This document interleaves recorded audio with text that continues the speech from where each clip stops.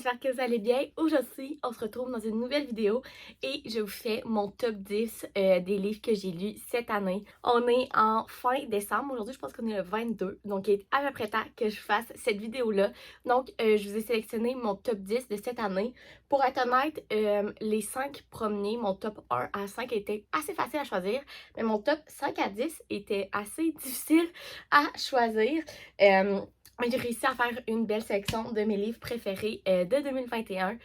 Pour vous dire mes statistiques un petit peu, j'ai lu 40 livres cette année, mais j'ai commencé à lire en juin. J'avais pas lu de livres avant ça, donc c'est pour ça que j'en ai lu 40, j'en ai pas lu plus, mais en fait, en 6 mois, 40 livres, je trouve que c'est quand même un bon chiffre.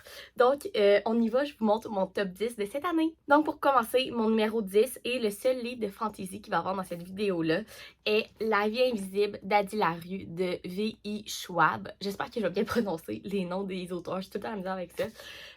En fait, ce livre-là, je l'ai tellement entendu cette année. Premièrement, c'est le plus beau livre que j'ai dans ma collection. Je sais pas si vous pouvez voir, mais comme il y a comme l'écriture ici, puis quand j'enlève ça, il y a comme Adi.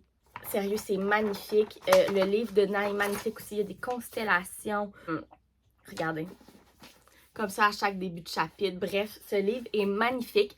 Mais pour faire un petit synopsis, on suit Adi qui est née vers la fin de l'année 1700, si je me trompe pas. Et en fait, à cette époque-là, les femmes devaient rester à leur maison, se marier avec le mari qu'on lui choisissait et tout. Mais elle a vraiment toujours voulu voyager, voulu être indépendante. Donc, elle a rencontré une de ses voisines qui lui a dit « Prie les dieux », mais prie les dieux seulement le jour, jamais la nuit, pour pas prier les dieux des ténèbres. Et en fait, à un moment donné, elle s'enfuit dans la forêt, a prie, mais elle se rend pas compte que le soleil se couche. Et elle prie un dieu des ténèbres et elle décide de faire un pacte avec lui, qu'elle va devenir immortelle, mais la conséquence de ce pacte-là, c'est que plus personne ne va la reconnaître. Donc, à chaque fois que quelqu'un la voit puis détourne les yeux, il l'oublie complètement. Donc, vous pouvez comprendre que ça a beaucoup de conséquences. Elle peut pas avoir d'amis, elle peut pas avoir de copains, elle peut même pas avoir de maison, parce que si elle va acheter une maison, mais la personne, elle l'oublie. Vous comprenez? On voit sa vie vers 1700-1800, puis on voit sa vie en 2014, où ce qu'elle est encore avec ce pacte-là, avec le dieu des ténèbres. Et en fait, elle rencontre enfin une personne qui la reconnaît. Il s'appelle Henri, c'est un libraire. En fait, elle va dans sa librairie une journée et elle s'en va et le lendemain, elle y retourne et il la reconnaît. Donc, toute l'histoire tourne autour de cette histoire-là, ou pourquoi Henri reconnaît Adi, qu'est-ce qui se passe et tout. Sérieusement, c'est tellement un bon livre. Il est épais. Un livre qui prend un peu plus de temps à lire, évidemment. Il est assez épais. Je pense qu'il fait 6 ou 600 pages. 697. C'est pas vite. Si vous voulez des livres qui vont vite, ce n'est pas le cas de celui-là, mais je pense que les fantaisies, il faut que vous vous mettiez dans l'ambiance du livre et tout. C'est tellement un bon livre, là. Sérieusement, c'est mon livre préféré de fantasy. J'en ai pas lu beaucoup, mais il se démarque de tous et je ne peux que vous le recommander. Ensuite, en 9e place, j'ai mis Un jour en décembre de Josie Silver. C'est un livre que j'ai lu ce mois-ci, en décembre, en pensant que ça a été un livre de Noël. Mais en fait, pas vraiment. C'est plus un livre d'hiver, selon moi. C'est tellement un bon livre. En fait, on suit Laurie qui, un jour en décembre, sort du travail, est dans l'autobus. L'autobus est bondé, c'est comme le début des vacances de Noël. Il y a plein de monde et l'autobus s'arrête à un arrêt d'autobus pour faire sortir et rentrer du monde. Et c'est la folie. Tout le monde court et elle croise le regard d'un garçon qui est assis à l'arrêt d'autobus et c'est le coup de foudre instantané. Le garçon essaie de se lever pour rentrer dans l'autobus pour aller la voir, mais il y a trop de monde, les portes se ferment et l'autobus s'en va.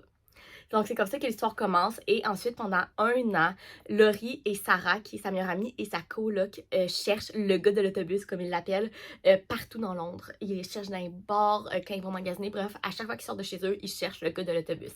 Et en fait, après un an, ils abandonnent un peu leur recherche. Comme, OK, on le trouvera jamais, comme on passe à autre chose. Et en fait, le Noël suivant, Sarah et Laurie font un petit party de Noël chez eux.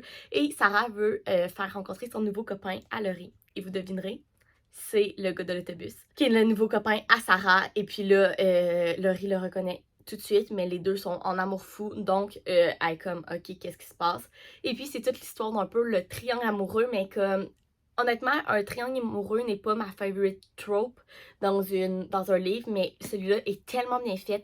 Et en fait, on suit sur 8 années Donc, ça commence de 2007, si je me trompe pas, jusqu'à 2015. Attendez. Ça commence en 2008 et ça finit en 2017. Donc, on suit sur 9 ans.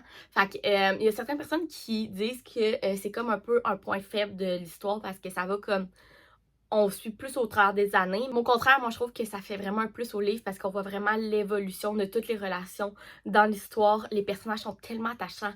Laurie et Sarah, c'est deux femmes fortes, indépendantes. J'ai adoré les personnages, sérieusement. J'ai adoré ce livre-là. Pour moi, c'est un livre plus d'hiver que de Noël. Fait que même après Noël, je vous conseille de le lire. Il est excellent.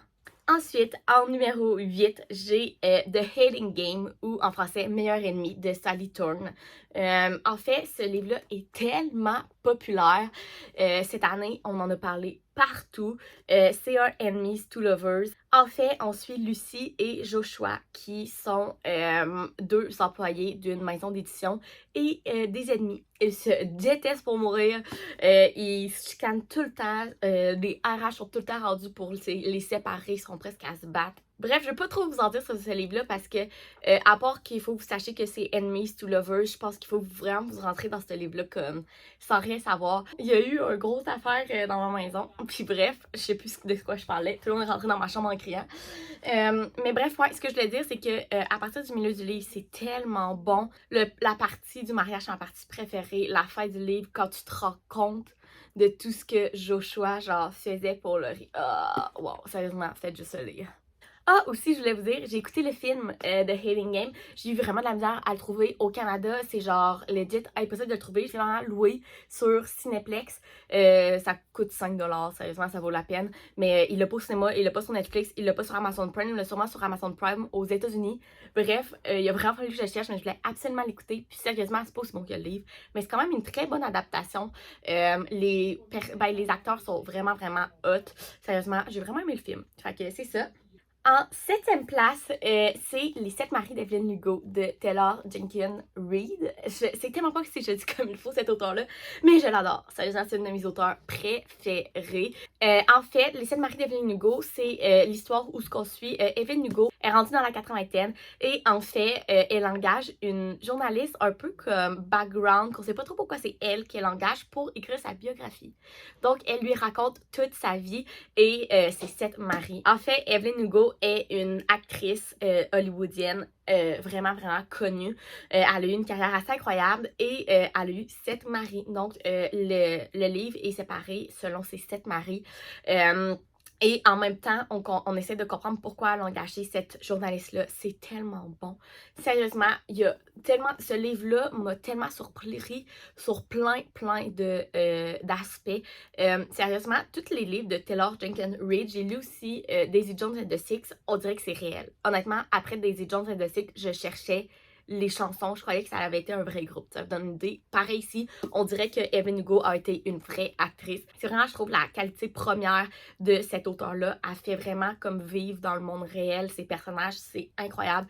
Et ce livre-là en fait partie. C'est mon préféré de l'auteur. Il est incroyable. Il se lit super bien. Il te brise le cœur en même temps. Il te fait rire. Il y a du suspense. Bref, faites juste le lire. Il est incroyable, mais tout le monde en parle. Fait que je pense que vous le saviez déjà.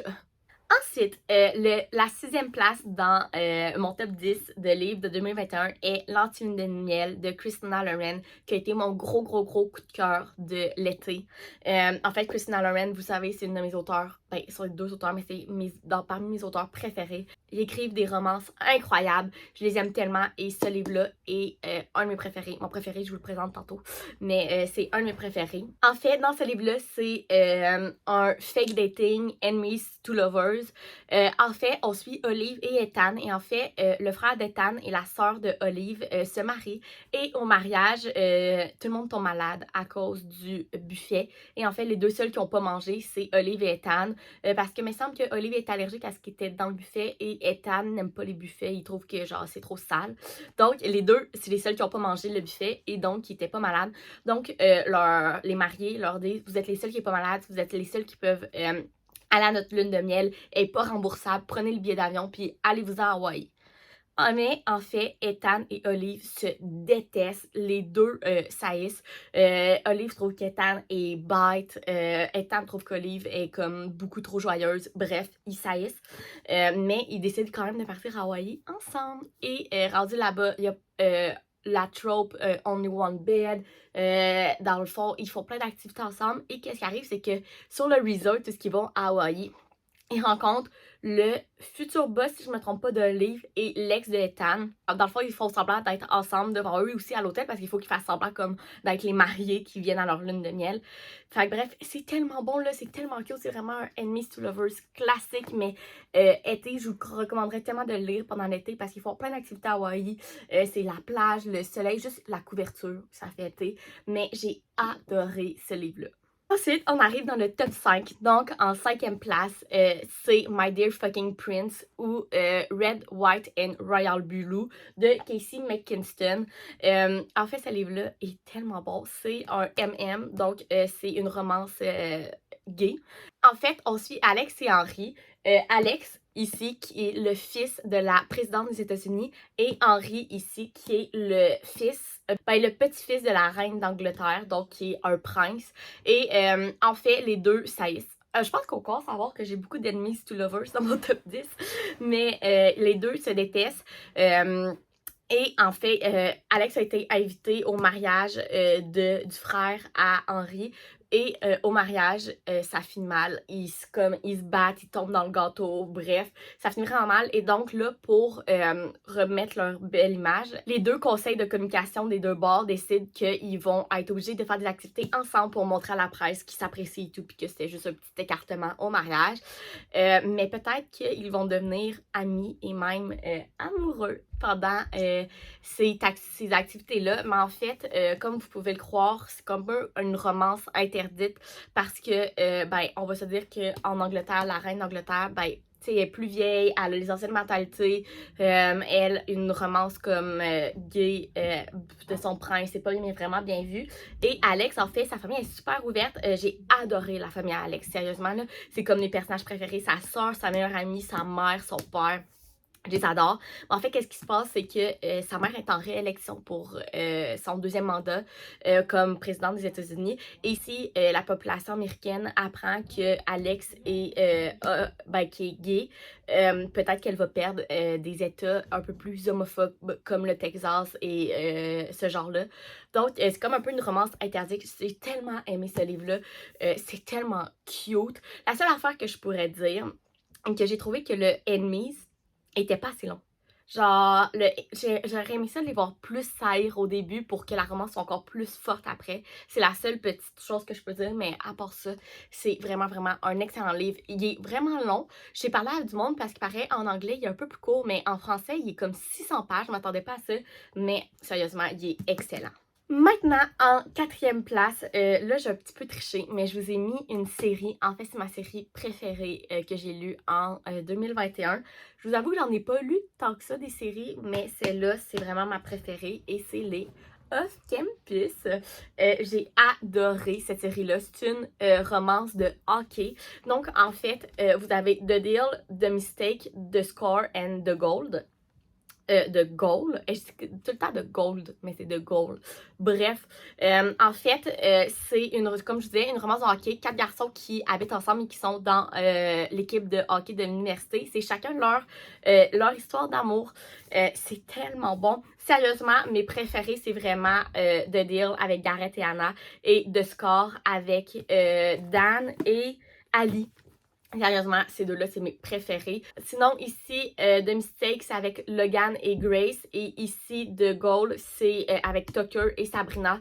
Honnêtement, celui-là, c'est mon moins préféré. Pourquoi? Parce qu'il y a la spoil, là, ça le dit en arrière, c'est une trope de tombe enceinte. Puis sérieusement, moi, ça, je voulais vous en parler. Moi, quand il tombe enceinte sans le vouloir dans un livre, j'ai vraiment de la misère avec cette trope-là parce que, vous savez, je suis éducatrice, pour moi les enfants c'est tellement important dans la vie, puis j'ai comme c'est vraiment pas quelque chose qu'il faut que tu joues avec, fait que, tu sais, des enfants c'est tellement important, puis comme, je sais pas, des fois, la plupart du temps, je trouve que quand ils tombent enceintes, vraiment, comme sans le vouloir, peu importe, ils mettent pas assez d'importance sur comme, c'est un enfant que tu vas avoir, genre c'est important, c'est comme, c'est comme oh je suis enceinte puis comme oh non, tu sais comme j'aime pas ça. Fait que c'est pour ça que c'était mon moins préféré, c'est à cause de cette trope là. Mais sinon, j'ai tellement aimé ces livres-là, c'est toutes des 5 étoiles pour moi à part le dernier qui est un 4 étoiles. J'ai adoré sérieusement, lisez cette série-là si vous aimez les romances, c'est incroyable. Ensuite, en troisième place, vous vous en doutez sûrement que ça allait arriver, Colin Hoover. En troisième place, c'est November 9 de Colin Hoover, qui est évidemment mon auteur préféré. Colin Hoover, ses romans sont incroyables, ils me font toutes pleurer. Sérieusement, c'est incroyable. En fait, dans ce livre-là, on suit Fallon et Ben, si je ne me trompe pas. Non, je me trompe pas. Et en fait, qu'est-ce qui se passe, c'est que Fallon était actrice, une adolescente actrice, et elle a été victime d'un incendie dans sa maison et tout son côté gauche de son corps est brûlé. Donc, elle a comme perdu tous ses emplois à la caméra parce qu'elle a dit que la caméra n'aime plus son corps vu qu'il est brûlé et tout. Donc, elle décide de partir de Los Angeles à New York pour aller faire plus du théâtre vu qu'elle sent qu'elle va être plus acceptée dans ce monde-là. Mais le 9 novembre, juste avant de partir à New York, elle rencontre Ben dans un restaurant. Et ils passent la journée ensemble. C'est comme un coup de foudre. Mais Ben veut pas qu'elle reste à Los Angeles pour lui. Il veut qu'elle continue ses rêves et tout. Et en fait, Ben est écrivain. Donc, qu'est-ce qu'il essaie de faire? C'est de se revoir à chaque 9 novembre. Et Ben va écrire leur histoire dans son prochain livre. Mais entre les 9 novembre, ils ont droit à aucun contact. Pas de réseaux sociaux, pas d'appels, pas de textos, absolument rien. Ils n'ont pas leur numéro de téléphone. Ils se rencontrent juste le 9 novembre. Donc, on suit, si je ne me trompe pas, les 5 ou les 6 9 novembre qui vont suivre leur première rencontre. Il va arriver plein d'affaires. La plot twist, honnêtement, est une des plot twists qui m'a le plus affectée dans un livre. Mais les plot twists de Colin Hoover, anyway, sont tout le temps assez incroyables. Mais celle-là, ça a été la plus heartbroken pour moi. Ce livre-là est incroyable, faites juste le lire, vous allez pleurer votre vie, mais c'est incroyable. Et c'est sûr que l'année prochaine, le 9 novembre, je relis ce livre-là. Ensuite, en deuxième place, un autre Colin Hoover, c'est Jamais plus ou It Ends With Us. Je l'ai pas en ce moment parce que je l'ai prêté à ma cousine, mais je vais vous mettre ici la petite couverture, mais en fait, c'est le premier livre que j'ai lu dans mon année. Je l'ai lu en juin et c'est ce livre-là qui m'a remis dans la lecture, vraiment. On suit Lily, on la suit dans son passé et dans son présent. En fait, quand elle était jeune, elle a vécu dans une maison avec la violence conjugale. Donc ça, c'est un trigger warning. Si vous êtes sensible à la violence conjugale, par contre, je vous conseille pas ce livre-là parce que ça tourne vraiment autour de ça. Et moi, ça m'a vraiment ouvert les yeux sur tellement de choses, ce livre-là. Fait que si on suit Lily qui a vécu dans une maison avec la violence conjugale et en fait, pendant qu'elle vivait ça, elle a rencontré Atlas qui l'a vraiment aidé à passer au travers de cette épreuve difficile-là et tout, mais ils ont fini par s'éloigner. Et là, on la retrouve à Boston dans sa vie d'adulte et elle rencontre un autre homme qui est un peu le portrait de son père. C'est ça, et elle revoit Atlas. Donc là, c'est un peu Atlas ou l'autre homme. Sérieusement, c'est un livre incroyable sur la violence conjugale. Je ne veux pas trop vous en dire plus parce qu'il faut que vous rentrez encore une fois dans ce livre-là un peu comme sans vraiment savoir ce qui va se passer parce que c'est le livre que j'ai le plus pleuré de toute ma vie. Sérieusement, je m'en rappelle encore, j'étais sur le patio chez nous et quand je suis arrivée dans la partie vraiment plus triste, mon père était en train de tondre le gazon par en bas, puis je pleurais tellement qu'il est monté sur le patio pour me demander ce qui se passait. Ça vous donne une idée. J'étais dans tous mes états, mais c'était un livre incroyable. C'est mon préféré de Colin Hoover jusqu'à maintenant. On ouvert les yeux sur la violence conjugale, mais surtout sur les femmes. Pourquoi ils restent là-dedans, pourquoi ils refont tout le temps les mêmes patterns. Honnêtement, c'est incroyable. Faites juste le lire. Et puis finalement, mon top 1 de 2021 est Love and Other Words de Christina Lauren. Ce livre-là est incroyable. En fait, c'est un ami d'enfance à Lovers. On suit Elliot et Missy. En fait, qu'est-ce qui arrive, c'est que le père à Missy achète un chalet à côté de la maison à Elliot. Donc, Missy et Elliot se rendent compte qu'ils sont jeunes. Ils partagent leur passion qui est la lecture ensemble. Et en fait, on voit dans le livre leur enfance et leur vie adulte. Donc, on les suit dans les deux et on les voit tomber en amour dans les deux situations. Donc, en fait, on les voit tomber en amour quand ils sont jeunes et on les voit tomber en amour quand ils sont plus vieux. Mais là, quand ils sont plus vieux, en fait, ils sont devenus comme étrangers puis ils se re-rencontrent. Et Elliot veut absolument reprendre contact avec Missy, mais Missy est comme pas sûre, elle est comme je sais pas si ça me tente et tout. Et tout le livre, on essaie de comprendre pourquoi ils se sont perdus de vue et pourquoi Missy est un peu réticente à reprendre contact avec Elliot dans la vie présente en tant qu'adulte. Sérieusement, ce livre-là, quand j'ai vu la plot twist à la fin et pourquoi Missy et Elliot se sont éloignés, j'ai pleuré ma vie. C'est incroyable, c'est une des plot twists les mieux faites et les que j'ai le moins vu venir de tous les livres que j'ai lus. Ce livre-là est incroyable si vous aimez les childhood friends to lovers, si vous aimez les romances qui fait bien pleurer. La relation entre Elliot et Missy est tellement belle. Elliot est adorable. Bref, faites juste le lire, il est incroyable. Donc voilà, mon top 10 de mes livres en 2021. Comme vous pouvez voir, la plupart sont des romances. En fait, je pense qu'il y en a juste un qui c'est pas une romance. On voit qu'est-ce que je lis, mais c'est ça, sérieusement. Je vous conseille tous les livres que je vous ai parlé dans cette vidéo-là. Ils sont tous incroyables et j'ai adoré vous en parler. Donc, dites-moi en commentaire vos top 10 de vos livres en 2021 que vous avez lus. Donc, ça va me donner des idées pour quoi lire en 2022. J'ai encore plein d'autres idées de vidéos pour vous faire. Encore fin décembre, début janvier 2022 pour la lecture. Je vais vous faire un TBR de 2022, c'est sûr. Il y a des reading vlogs qui arrivent. Bref, si vous aimez les livres, n'oubliez pas de vous abonner à ma chaîne, de faire un like à la vidéo. Puis nous, on se retrouve dans une prochaine vidéo. Bye!